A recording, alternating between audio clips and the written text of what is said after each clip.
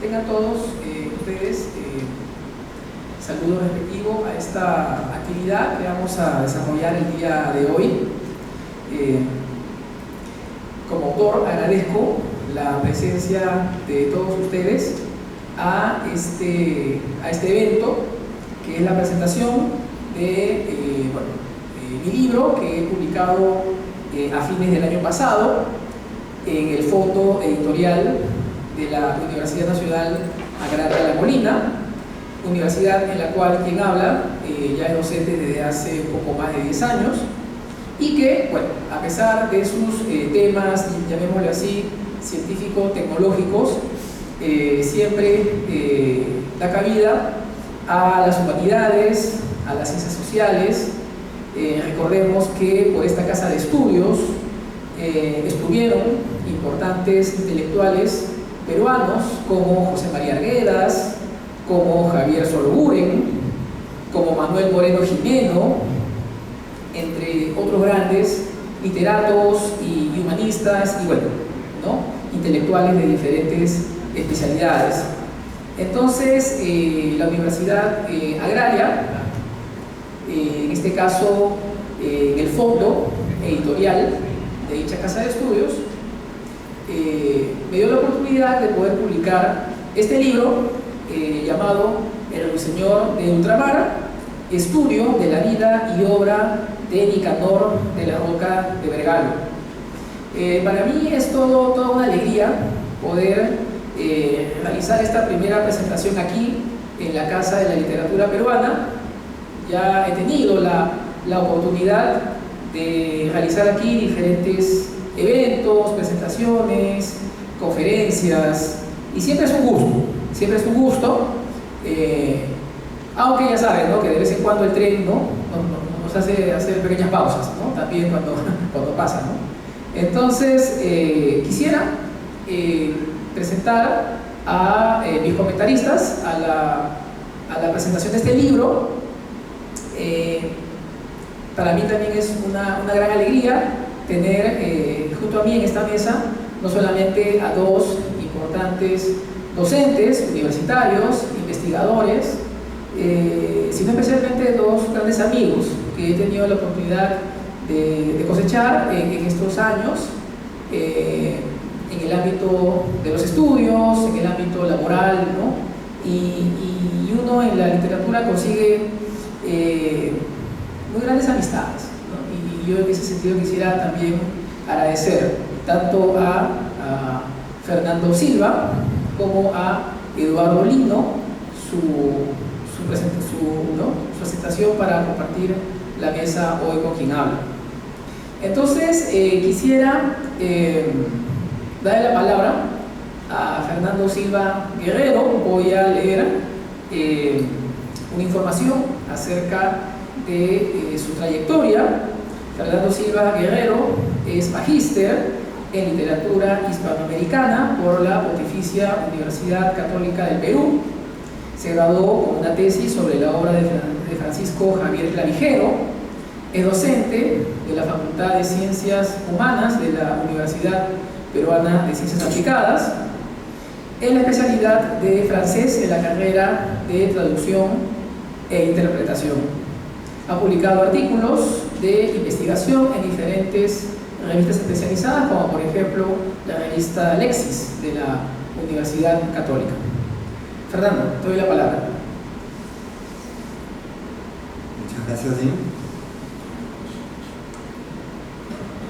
Bueno, quisiera empezar agradeciendo la oportunidad, y no solamente para presentar este estudio tan interesante, tan valioso, sino también la oportunidad de reencontrarme con Jim, que era un pendiente ya de muchos años, encontrarnos a tomar un café o algo más, y no había cuándo, una cosa, otra, la pandemia, y por fin ahora, a propósito de esta presentación, nos contactamos hace unos meses y aquí estamos, ¿no? Entonces es doblemente valiosa la oportunidad, por el lado de la experiencia edificante que ha sido acercarme a este estudio, y por otro lado, por el lado personal de encontrarme con él. Quisiera entonces empezar justamente por el lado personal un poco, recordando, me conocí con Jim en el contexto de la maestría de literatura hispanoamericana de la Universidad Católica. Recuerdo que coincidimos en clases con el doctor Rodríguez Garrido en los cursos de literatura colonial, que es hacia el lado hacia el que yo fui, en mis intereses. Y ya para ese entonces él está proyectando sus estudios sobre José María de Gure y Martín Adán. De hecho, luego publicó sus estudios sobre eso. Luego he sabido de este libro, que en realidad en muchos sentidos sigue con ese interés, porque en este libro hay, si bien es cierto, un poeta que, como él mismo lo indica, un poeta menor, es parte de toda esa base crítica, teórica, que Jim ha cultivado en todo este tiempo, que es el estudio de la poesía, el simbolismo, la retórica, y cómo él ha ido perfilando en ese campo un enfoque riguroso, pero sobre todo un alcance, un poder de contribución, porque como justo le comentaba hace poco, lo que más he podido valorar del libro es ese propósito didáctico. Recuerdo alguna vez cuando a la universidad, a la UPC en donde yo trabajo, llegó alguna vez Casani, y más allá de los temas lingüísticos y de didáctica de la lengua, nos hablaba de lo importante que es que los contribuyentes, que son quienes están detrás del financiamiento de cualquier investigación académica, lleguen a entender lo que uno escribe. O sea, digamos, el alcance, la contribución del trabajo de investigación se justifica, y tanto más cuanto que uno puede de repente divulgar y alcanzar esos estudios al gran público. Y en ese sentido, yo valoro mucho esa preocupación del estilo de Jim para mostrar sus alcances, lo que él ha encontrado en este camino de investigación, a propósito de este autor, que honestamente, y no creo ser el único, yo no lo conocía. Entonces, sin embargo, yo creo que es una oportunidad bien interesante para que Jim despliegue todo este enfoque que él ya ha venido robusteciendo en todos estos años, cuando ha estudiado en su momento a José María Gure y a Martín Adán. Entonces, es lo primero que quiero destacar. Justo conversábamos hace un rato en un libro de Pierre Bourdieu que se llama La distinción, es un estudio sociológico del gusto. Pierre Bourdieu, digamos, no cede a todos esos entusiasmos críticos o de decires de poetas sobre lo magnífico o sobre lo arcano que es quehacer literario, sino que más bien evalúa todo en clave sociológica. Y me quedó un término que él utiliza, que es las ideologías carismáticas sobre el arte y la literatura. Él, en cambio, renuncia a eso, con su labor de investigador en sociología, y plantea otras miradas. Y yo creo que es importante, es parte de la crítica rigurosa, de la buena crítica, de la crítica que tiene más pretensión académica, no ceder a esos propósitos de elogio o de alguna forma tragarse el cuento que la literatura es arcana, sino más bien aterrizarlo y generar dentro de lo posible una explicación. Y una de las tareas más difíciles en ese sentido no solamente es interpretar una poesía, sino la teorización de la literatura cuando está en manos de los poetas mismos. O sea, resulta algo muchas veces sumamente ambiguo. Y esto lo veo aquí a propósito del rastreo que hace Jim de los teóricos o del manifiesto del simbolismo de Moreas,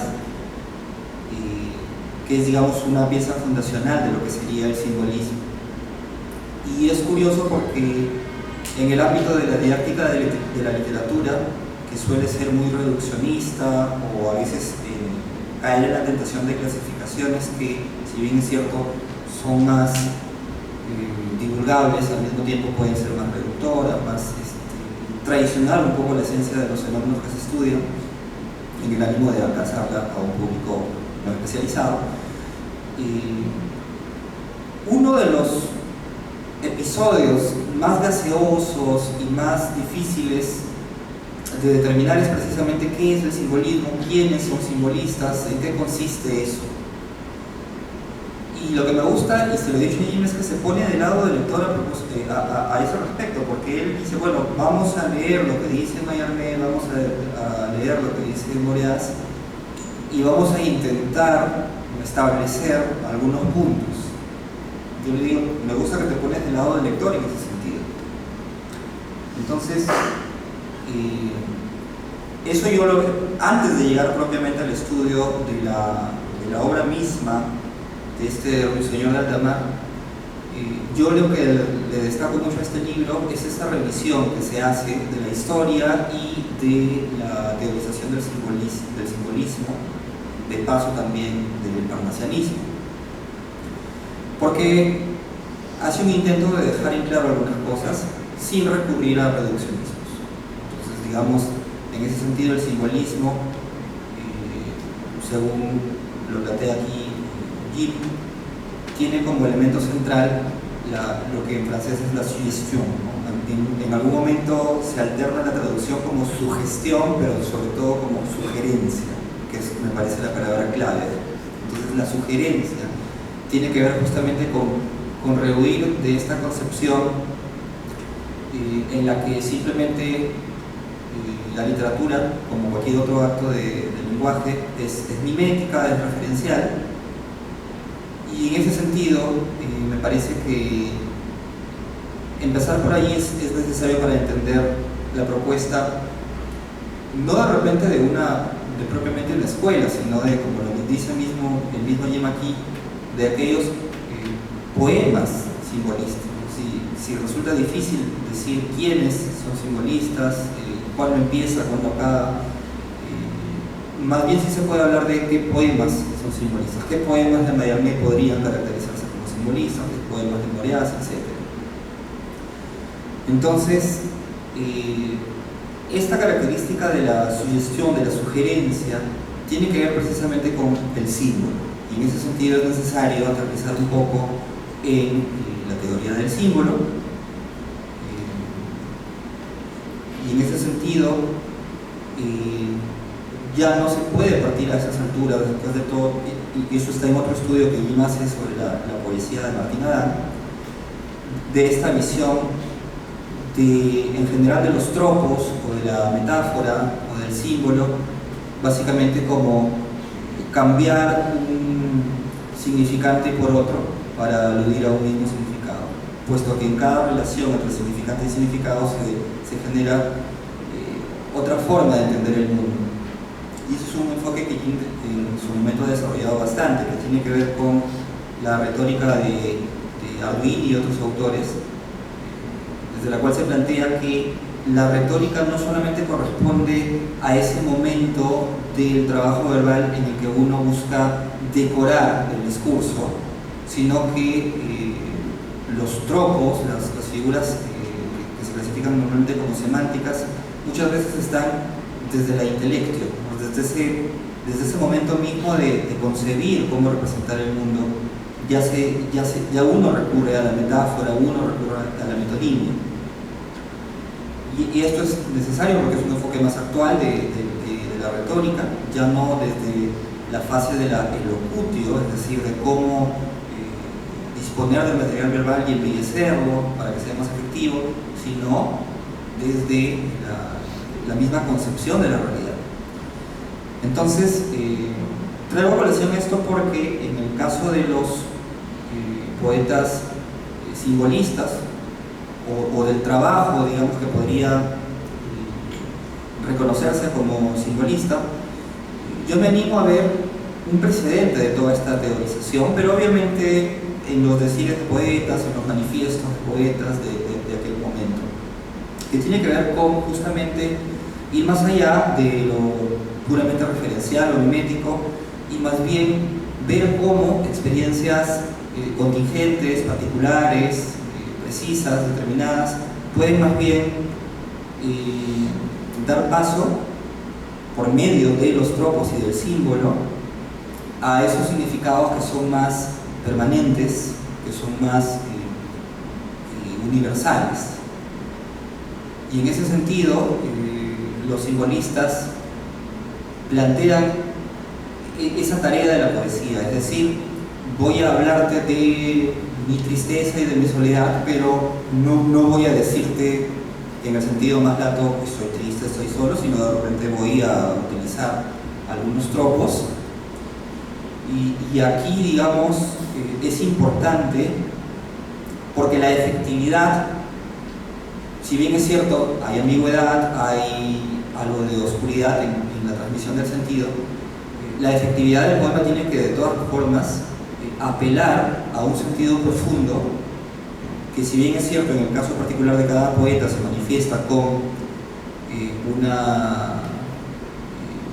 un lenguaje particular, de todas maneras se apela a esto que Abel llamaba un campo retórico, es decir, un conjunto de creencias, de imágenes que sí son comunes, lo cual también remite un poco a lo que Yuri Lotman llamaba el campo semiótico en la semiósfera, en la teoría de la semiósfera. Es decir, más allá de mi estilo, de mi individualidad, entiendo que la comunicación es posible porque participamos de ciertos códigos, de cierta tradición discursiva de la cual podemos echar mano para entendernos y para que mi metáfora de alguna forma funcione, no de repente para reconstruir todos los rasgos escénicos de mi metáfora, sino para sugerirte y finalmente, más allá de los rasgos escénicos específicos, has logrado dar con ese sentido profundo a partir de mi experiencia o de mi construcción poética particular.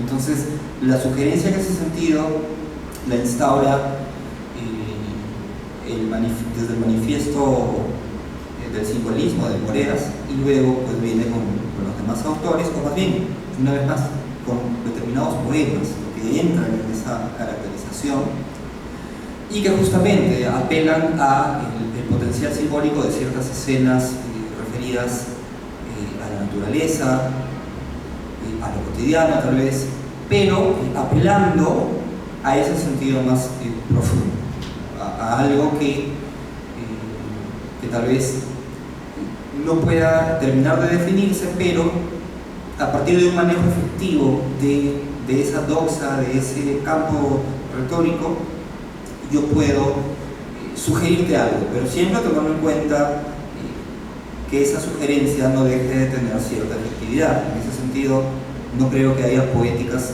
que aseguren ser buen poeta, ¿no? Pero precisamente tal vez la efectividad del símbolo o del uso de cualquier tropo dependa de esa intuición de un escritor para manejar bien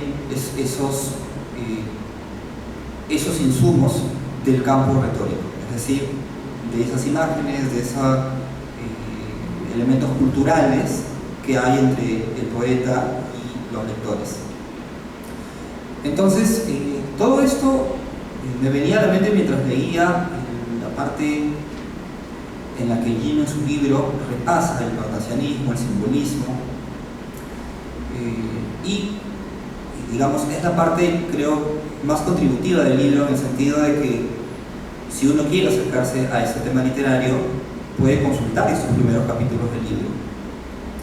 En ese sentido, la revisión de la vida y obra de este autor específico resulta siendo una ocasión, una muy buena ocasión para que Jim nos dé una contribución muy didáctica al respecto de la historia y la teorización sobre el simbolismo.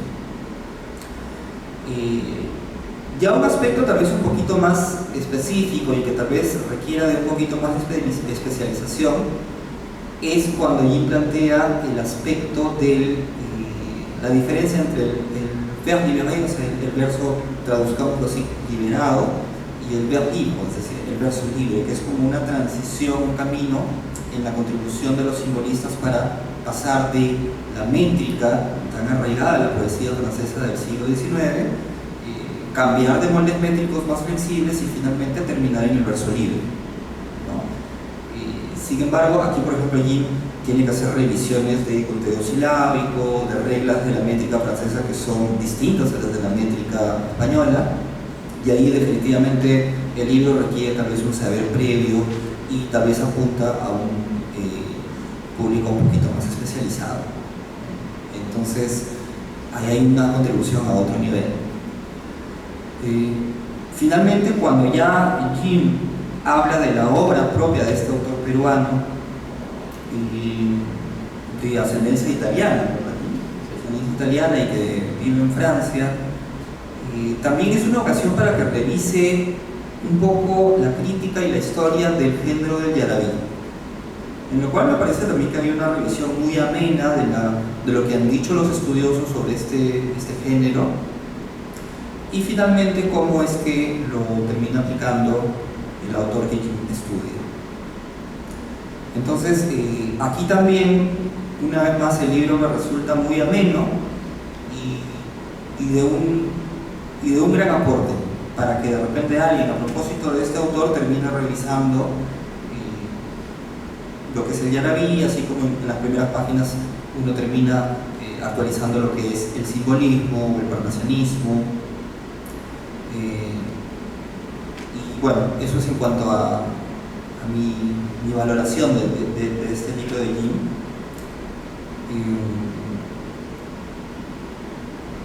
También esa distancia crítica de Jim en cuanto al autor que nos está presentando, para, por ejemplo, reconocer que es un autor menor, que no tiene las cualidades propias de lo que podría decirse un gran escritor, y sin embargo someter al rigor analítico toda su obra y sus poemas, y terminar ubicándolo, ¿no? Realmente es un autor peruano que se adelanta algunos años en el manifiesto del simbolismo de Moreas, y que se presenta a sí mismo como un adelantado o como un renovador de las letras francesas, sin ser francés, digamos. Entonces, plantea lo que sería la liberación del verso francés, pero como bien lo aclara allí, no llega al verso libre, sino a lo que sería dentro del contexto francés el verso liberado, es decir, un cambio, una flexibilización de los moldes métricos, más que propiamente llegar al verso libre.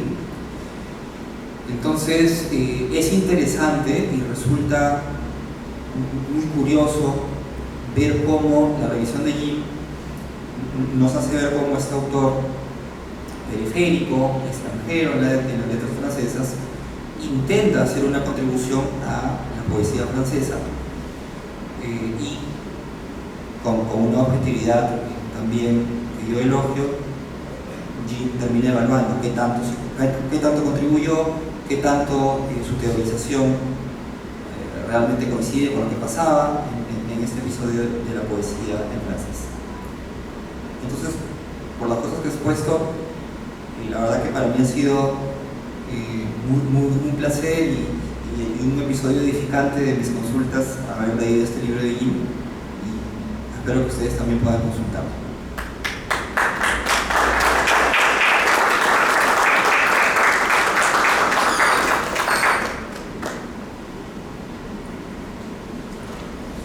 Muchas gracias, Fernando, por tus palabras. Bueno, cuando ya en la parte final me toque hablar, también quisiera, ¿no?, dar algunas ideas en relación con lo que Fernando, de manera tan sesuda, tan precisa, ¿no?, ha mencionado, bueno, con este humilde ensayo que hoy estamos presentando. Sí, nuevamente gracias, Fernando, por tus palabras. A continuación voy a presentar a Eduardo Lino.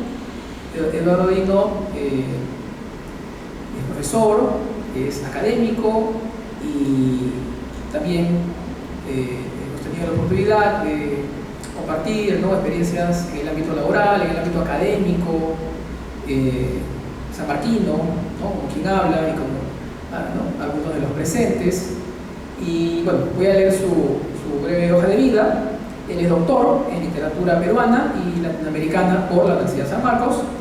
Es docente de la misma casa de estudios, de la Escuela de Literatura y la Escuela de Posgrado. Ha publicado el libro El ritmo y la modernización de la lírica peruana, los casos de González Prada, Eguren y Valdelomar, el año 2013, así como también ha publicado artículos de investigación en diferentes revistas indexadas. Es miembro de la International Society for the History of Rhetoric y de Latin American Studies Association, y es socio fundador de la Asociación Peruana de Retórica ASPERE. Y sus líneas de investigación son los estudios de la retórica general textual y de la versología moderna. Eduardo, te doy la palabra.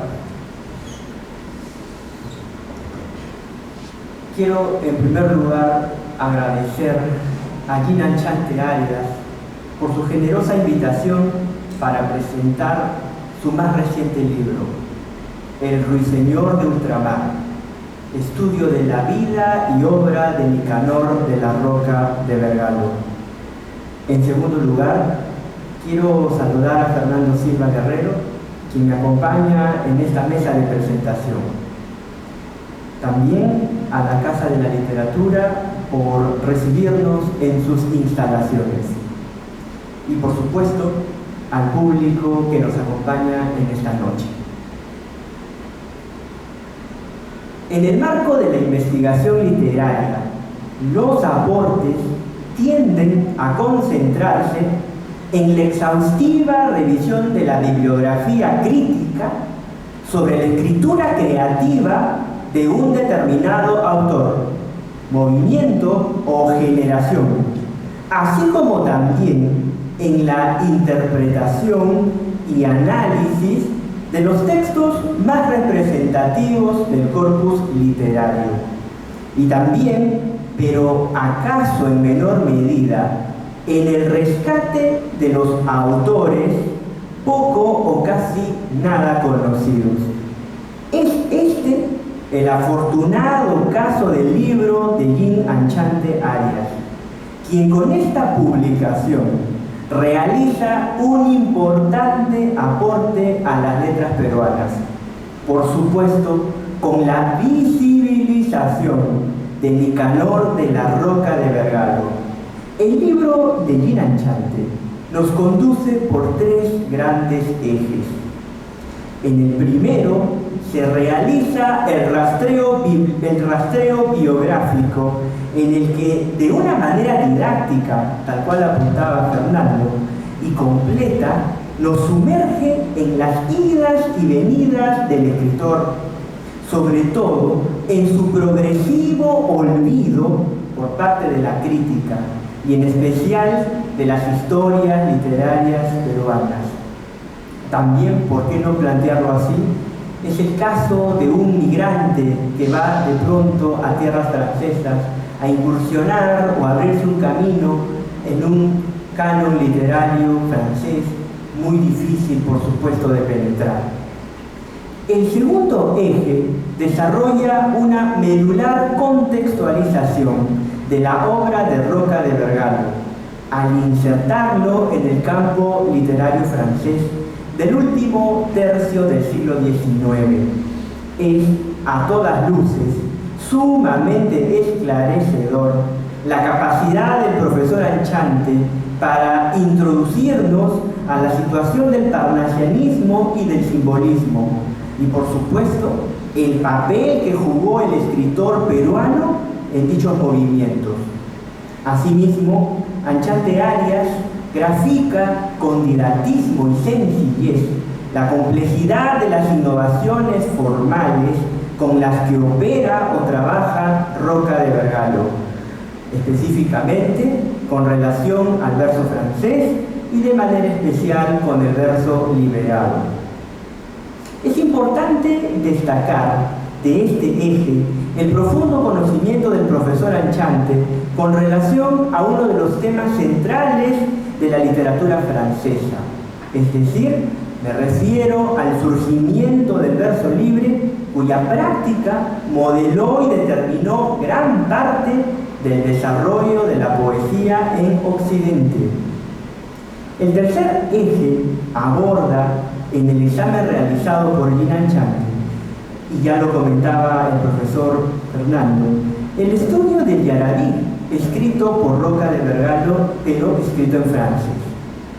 El crítico literario, estratégicamente, necesita situar a su lector en el contexto del yarabí. Por ello, procede a identificar los orígenes del término, así como también su desarrollo en las etapas precolonial y colonial. A partir de ello, Gina Anchante arriba a la conclusión de que la forma del yarabí ya se encontraba socializado a fines del siglo XVIII en Francia. En su sesudo análisis sobre esta especie poética, el investigador revisa con sumo acierto la situación de Mariano Melgar con relación al yarabí. Más aún, la figura de Melgar, cristalizador del yarabí criollo, y a la vez cómo fue la recepción de Melgar en el escenario de las letras francesas. Sus investigaciones le permiten descubrir, por supuesto, que el viajero francés de Badie dedica un capítulo a la figura de Melgar, aunque, por supuesto, como lo anota el investigador, con precisiones e incluso con el cambio del nombre de la figura del yarabí. Visto así, el yarabí constituye una motivación cargada de exotismo para los franceses, ávidos de conocer sobre el universo andino. Con este referente, el profesor Anchante encuentra un argumento que sustentará el interés de Roca de Vergallo por esta especie poética. El yarabí vergaliano encuentra también su fundamento en el interés del poeta en el mundo andino, tal cual se reconocerá específicamente pues, en su famoso El libro de los Incas. En el terreno formal del yarabí vergaliano, Anchante señala que está elaborado con las características formales y métricas del verso francés. Este es un punto muy importante de subrayar. Una especie de origen andino escrito con un recipiente métrico formal francés. Y Melgar hizo lo propio, pero desde los códigos métricos del español.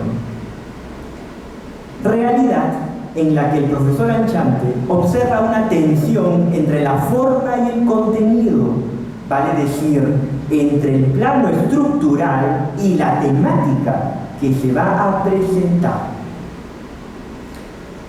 Es importante señalar, acaso, que el dispositivo del yarabí funciona en Nicanor de la Roca de Vergallo y también en Mariano de Melgar como un dispositivo de enunciación.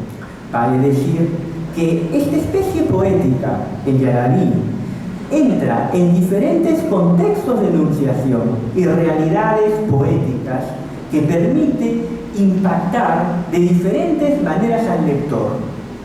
Es muy diferente leer un yarabí en español que leerlo en francés.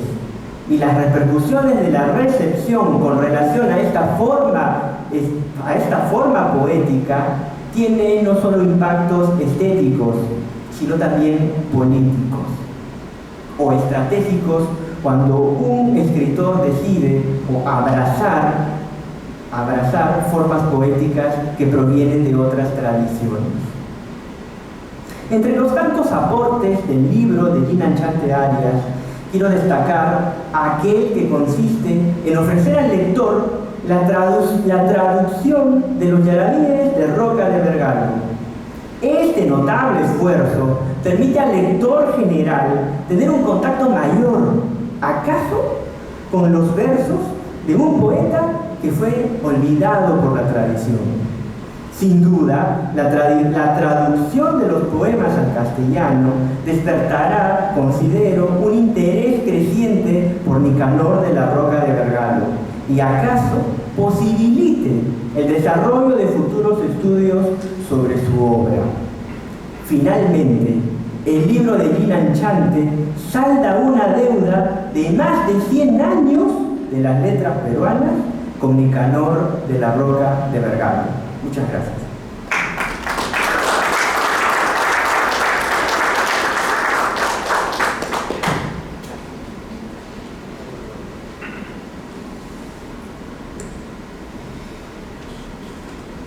es una tremenda alegría escuchar las palabras de Eduardo, las palabras de Fernando, y aparte de, bueno, ¿no?, de grandes amigos, como ya ustedes seguro han observado, son académicos bastante sesudos, en los años que venimos, ¿no?, dialogando de diferentes temas,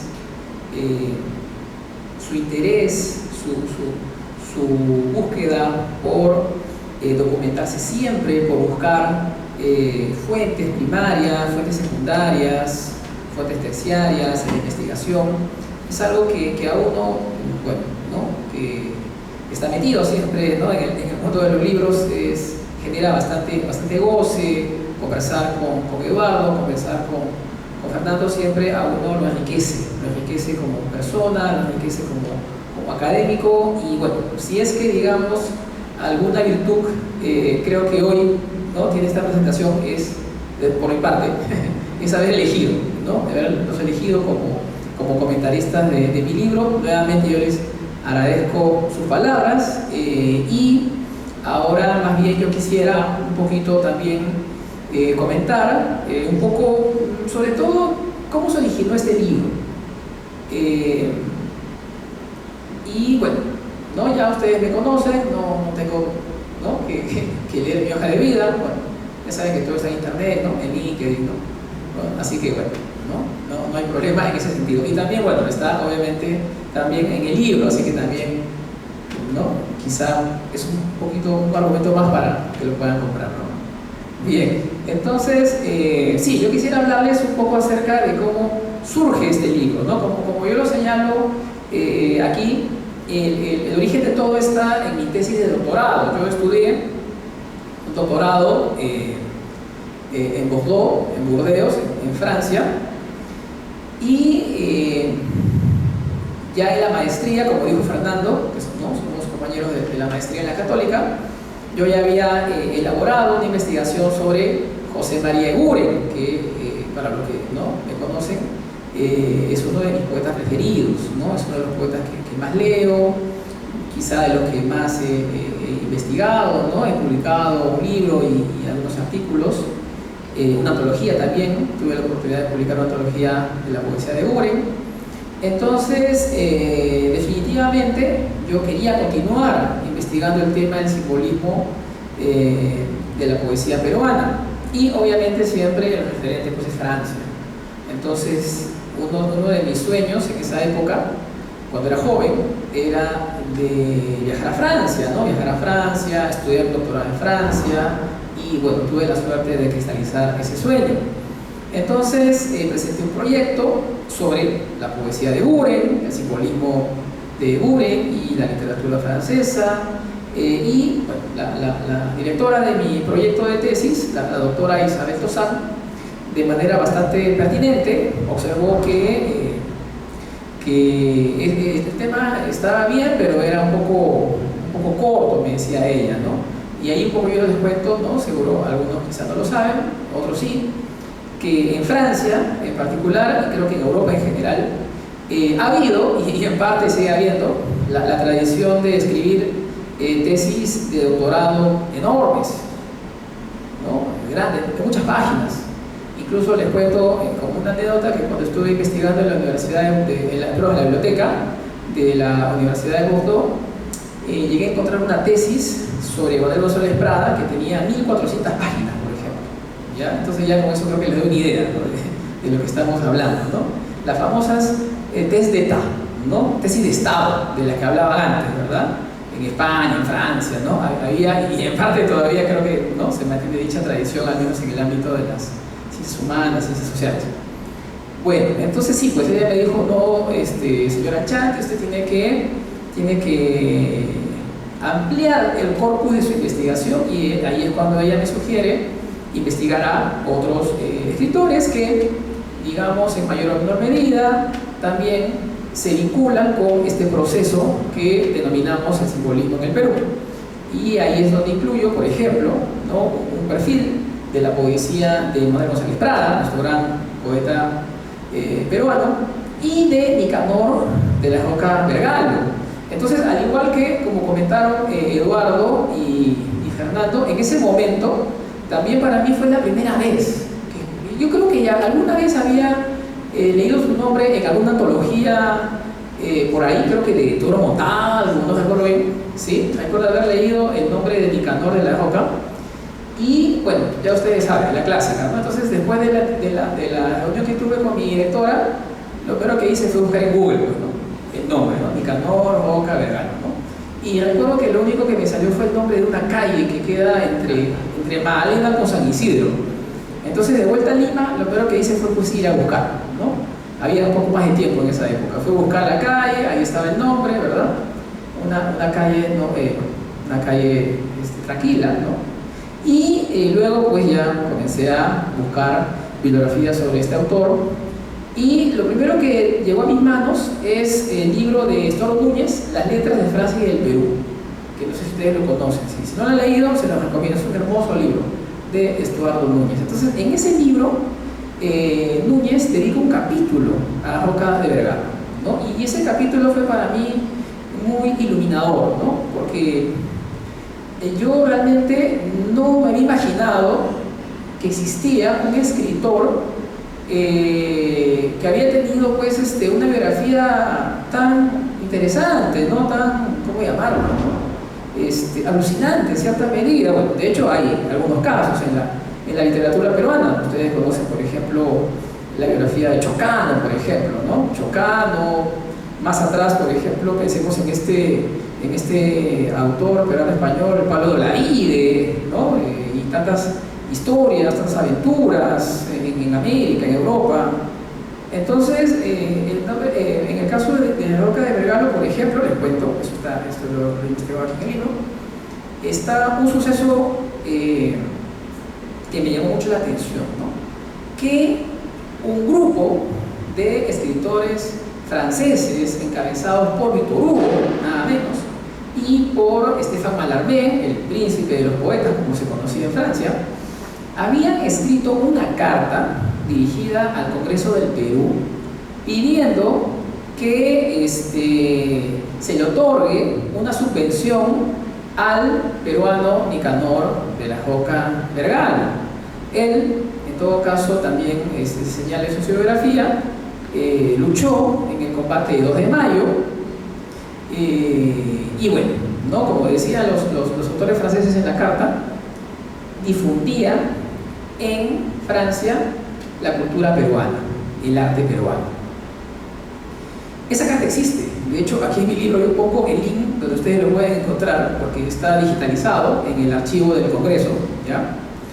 Y eso para mí fue algo espectacular. O sea, yo no imaginé, ¿no?, que un escritor peruano hubiera, ¿no?, sido, digamos, el punto para un accionar de esa manera, de ese tipo, y con nombres pues, ¿de qué nivel? Ya repito, ¿no? Victor Hugo, Mallarmé, José María de Heredia, Cantul Méndez y otros más, otros grandes poetas más.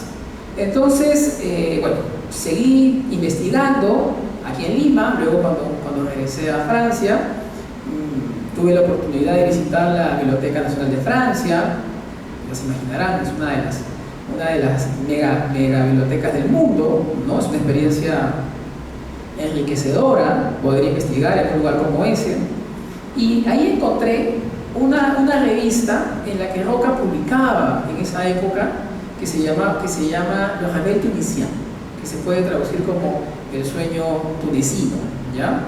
Entonces, yo estuve ahí, bueno, ya se conocían algunos artículos, algunos textos que este autor había publicado en la década de 1870 en esta revista, entre otras. Y entonces comencé pues a tomarle fotos, a imprimirlas, ¿ya? Elaboré un pequeño expediente. Y miren, les cuento otra anécdota muy rápidamente. Encontré una novela, o sea, una historia corta, publicada periódicamente, ¿no? Porque ustedes saben que en esa época todavía estaba muy de moda esto de los folletines, ¿verdad? De publicaciones periódicas, ¿no? Entonces, y nadie había hablado de esa historia, porque ya se había elaborado, digamos, ya había, estoy hablando del año 2013, 14, ya había algunos estudios sobre Nicanor de la Roca, no muchos, pero había. Y ahí yo quisiera destacar una investigación de un español llamado Marcos Aymar. Marcos Aymar escribe una tesis de doctorado sobre la poesía bilingüe en el periodo del modernismo, ¿no? Español-francés, y uno de los autores que investigó fue justamente Nicanor de la Roca, ¿ya? Entonces me sirvió muchísimo su trabajo, así como el de otros más, y ya se había elaborado, digámoslo así, ¿no? Una bibliografía de y sobre Nicanor de la Roca, pero esa historia, esa novela, nadie la había mencionado. Entonces yo dije, bueno, caramba, ¿no? Yo la voy a, ¿no?, mencionar. Y entonces comencé a imprimir y comencé a transcribir esta novela, ¿ya?, que estaba en diferentes, ¿no?, números.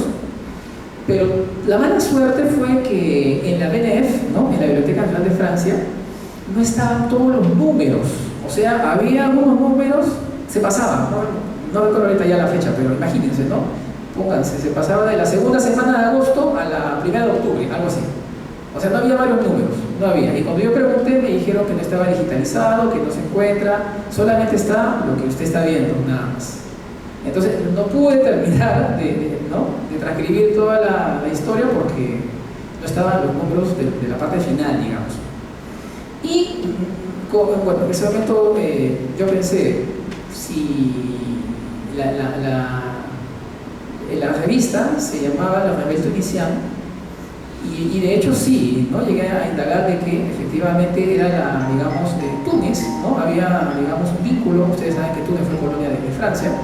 Entonces quizá estaba en la Biblioteca Nacional de Túnez. Y escribí, recuerdo, en esos días a la Biblioteca Nacional de Túnez preguntando si es que ellos tenían esa revista y si tenían los números que yo estaba buscando, porque dije posiblemente esté digitalizado. De hecho, no sé si ustedes lo saben, pero la BNF, la Biblioteca Nacional de Francia, tiene una página que se llama Gallica, y en Gallica tenemos millones y millones de textos digitalizados. Es una cosa impresionante, ¿ya? Y bueno, nosotros poco a poco estamos avanzando, pero yo creo que eso es algo a lo que tenemos que apuntar también, ¿no?, a digitalizar los documentos. Y me escribieron, de la Biblioteca de Túnez, me escribieron y me dijeron: señora Chante, tenemos ejemplares de la revista, pero no están digitalizados lastimosamente, y me invitaron muy cordialmente a visitar Túnez, ¿no?, a visitar la biblioteca, y si es que estaban los números que me faltaban, poder completar la investigación. Bueno, lastimosamente mi beca no cubría, pues, un viaje a Túnez, ¿ya? Así que no pude viajar, y ahí quedó, digamos, el proyecto de completarlo. Bueno, esperemos que sí, ¿no?, si es que se puede en algún momento determinado poder visitar la Biblioteca de Túnez, pueda de repente, ¿no?, tener la suerte de conseguir los números que me faltaban. Ahora bien, pero volviendo al personaje, entonces había varias cosas sobre la vida de Roca que realmente, pues, a uno lo maravillan, ¿no? Porque, por ejemplo, personajes de la talla de Catulle Mendes, uno de los más importantes representantes de la poesía francesa, le dedica en un informe. Un informe es un documento oficial, un informe que le pide en esa época, creo que se llamaba algo así como el Ministerio de Instrucción Pública y el Ministerio de Artes y Letras de Francia, ¿ya?, le pide a Catulle Mendes que elabore un informe sobre la poesía francesa de 1867 al año 1900. Es un informe de más o menos 200 páginas, y la mitad de ese informe es una antología, así que digamos que el informe en sí será unas 100 páginas. De esas 100 páginas, por lo menos 3 páginas, Mendes dedica a Roca de Vergara. Ustedes se preguntarán, ¿pero por qué? Un poeta que no es francés es tratado en un informe sobre la poesía francesa. Mendes, en ese informe, lo que busca es explicar por qué Roca de Vergara no es el iniciador del simbolismo, ni ni tampoco es el iniciador del verso libre francés. E incluso creo que lo menciono en mi libro. Hablando de cantidades, es más o menos, digamos, la página que dedica Méndez a hablar de Roca de Vergallo es casi la misma cantidad de páginas que le dedica a hablar de Rimbaud, por ejemplo, de Arthur Rimbaud. Entonces uno se queda pensando, pero ¿qué está pasando acá? Bueno, seguí con mi investigación y al final, entonces, yo aquí hago una propuesta, ¿ya? Con todos los límites que ya ustedes se pueden imaginar que un hispanohablante puede tener de la métrica francesa. La métrica francesa es muy difícil, muy compleja. Hay unos caprichos, bueno, disculpen que lo diga así, dentro de la métrica francesa, unos usos antiguos, ¿ya? Si la métrica española tiene sus particularidades, Eduardo, que es un especialista en el verso español, sabe de lo que estoy hablando. Si la métrica española tiene sus particularidades, la métrica francesa es mucho más caprichosa, tiene muchos otros elementos realmente, digámoslo así, complejos, ¿no? Entonces, bueno, repito, con los límites del caso tuve que, con el conocimiento un poco del francés, comparar, ¿no? la poesía en español, en francés, y analizar estos, llamémoslo así, aportes que hace Roca de Vergallo, que sí hace aportes, sí los hace. Y mi tesis general, no voy a explicarlo obviamente porque espero que ustedes lo lean, ¿no? Pero mi tesis, digamos, central de este libro es que Roca de Vergallo forma parte del proceso, como dijo Fernando, del vers libéré, o sea, lo que podemos llamar el verso liberado, que es, digamos, algo así como un punto intermedio que va del alejandrino francés, que los que conocen de literatura francesa deben saber que es el verso fundamental de la poesía francesa. Digamos, haciendo comparaciones, ¿no? Comparaciones que ustedes saben siempre son un poco injustas, pero haciendo una comparación con el español, que es algo así como la importancia que tiene, ustedes lo saben, el endecasílabo, ¿verdad? En la poesía española, bueno, digamos en los últimos siglos y quizás más atrás el octosílabo, ¿no? Ya, bueno, esa importancia tiene el alejandrino en la poesía francesa. Y entonces el alejandrino, durante el siglo XIX, el periodo romántico, comenzó a descomponerse en varios aspectos técnicos que ahorita no voy a explicar, están explicados en el libro. Y en un momento se habló de un verso liberado, pero que ya luego, durante la eclosión simbolista, porque fue una lucha, justo como estábamos hace un rato con Fernando, fue una lucha entre poetas parnasianos y simbolistas. Fue una lucha, una pugna de estilos, de temas, de propuestas, de programas, de manifiestos, una lucha casi encarnizada, y en ese proceso es que aparece el verso libre francés. Claro que hay verso libre en otros idiomas, pero aquí estamos hablando solo de Francia, del francés, ¿no? Y dentro de todo ese contexto hubo, repito, personajes como Catull Méndez, más adelante Gustav Kahn, uno de los principales representantes de la escuela simbolista, que hablaron de Nicanor de la Roca, y hablaron, algunos, sobre todo para, repito, desestimar que él haya podido ser un iniciador, o un precursor, o un, digámoslo así, un padre, ¿no?, del simbolismo o del verso libre. Pero de todas maneras, un poco, digamos, lo que busco es demostrar de que sí hay elementos. No es un simbolista y no llega a ser un gran poeta.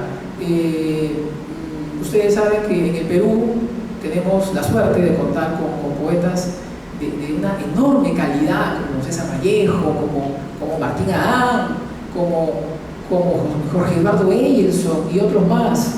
Entonces, siendo honestos, ¿no?, dentro de toda esa tradición poética tan grande que tenemos, pues Roca de Vergallo no llega a ese nivel.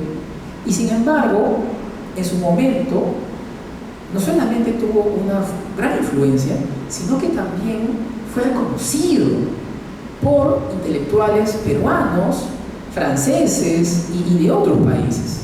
Sin embargo, hoy está prácticamente olvidado, ¿no? Y repito, ¿no?, aparte del texto de Espero Núñez, y más adelante ya la tesis de Marcos Aymar, quizás sean algunos de los principales textos. Entonces yo escribí todo un capítulo sobre Nicanor de la Roca, y como mi tesis tiene que ser muy grande, ya lo dije, ¿no? Entonces me salieron algo de 350 y tantas páginas a espacio simple de mi tesis de doctorado, y cuando ya sustenté y más adelante dije voy a, ¿no? Como creo que muchos pensamos, voy a publicarlo en un libro, pues vi que iba a salir demasiado grande. Entonces, y además tengo el interés de seguir profundizando en autores como González Prada, como Eguren, ¿no? Entonces, pero me di cuenta de que quizá el capítulo que mejor se podía adaptar a un formato de libro fue justamente el que escribí sobre Roca de Vergara, y fue por eso que lo adapté al estilo del libro, lo actualicé y busqué hacerlo más didáctico, como le contaba a Fernando, sobre todo la primera parte, ¿no? Para atrapar al público y al lector. Y bueno, ahí está el producto, ¿no? Que es este de acá. Y antes de terminar, yo quisiera hacer algo que creo necesario, para no caer tampoco en la injusticia, ¿no? De decir, bueno, pues no es un Vallejo, no es un Eguren, pero de todas maneras yo considero que sí tiene, ¿no? Tiene algo que franceses reconocieron en su momento, ¿no? O sea, no será un gran poeta, pero es un poeta, de todas maneras, Roca de Vergara. Y yo aquí he traducido varios poemas que fueron revisados por mi directora, por Isabel Tozán, a quien agradezco todo su tiempo que dedicó a mi investigación. Y además recuerdo también, como dice el doctorado de San Marcos, que también se los di a leer al profesor Antonio González Montes, que estoy seguro conocen. Y él me dijo algo, me dijo, oye Jim, pero tú eres un poco injusto, me dice, porque esta poesía no es tan mala, me dice, ¿no? yo no usé la palabra mala, le dije, ¿no? Sí, poeta no, pero está bonita la traducción, me dice, ¿no? Bueno, en fin, entonces, también para que ustedes quizá, ¿no? Tengan elaboren su juicio, voy a leer un poema, ¿ya? De Nicanor. La traducción del título es El ave agradecida, ¿ya? Y lo paso a leer. Por las primeras luces del día, un ave que quiero conocer, sobre el balcón de mi ventana, viene a cantar melodías de amor.